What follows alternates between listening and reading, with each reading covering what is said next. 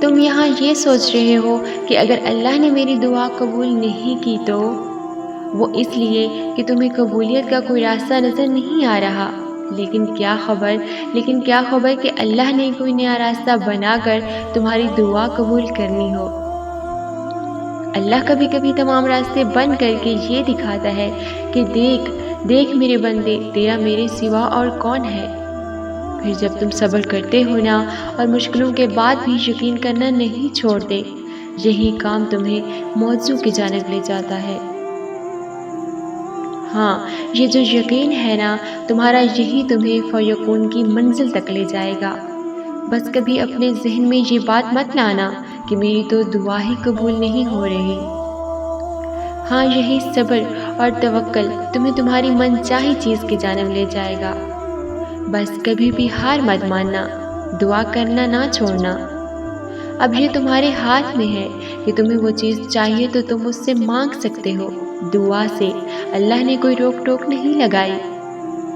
اور یہ بھی تم پر ہے کہ تم اپنی آرزو کو چھوڑ کر ہمت ہار کر بیٹھ جاتے ہو کہ دعا اب قبول نہیں ہو رہی تو کبھی نہیں ہوگی۔ تمہیں اپنے رب پر کامل یقین رکھنا ہے۔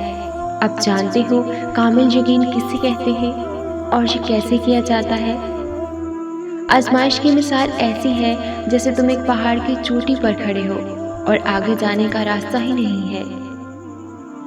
تم نے آگے قدم بڑھانا ہے یہ جانتے ہوئے کہ میں گر جاؤں گی، مگر بغیر کسی سوال جواب کے تم نے قدم رکھنا ہے، یہ یقین رکھ کر کہ میرا رب مجھے گرنے نہیں دے گا، مجھے تھام لے گا۔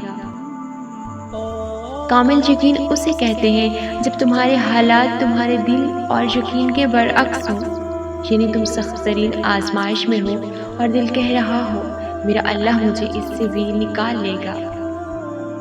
کامل یقین وہ ہے جس نے موسیٰ کے لیے سمندر کے 2 حصے کر کے اس میں راستہ بنوایا تھا۔ کامل یقین وہ ہے جس نے یوسف کو اس اندھے گہرے کنویں سے باہر نکلوایا تھا۔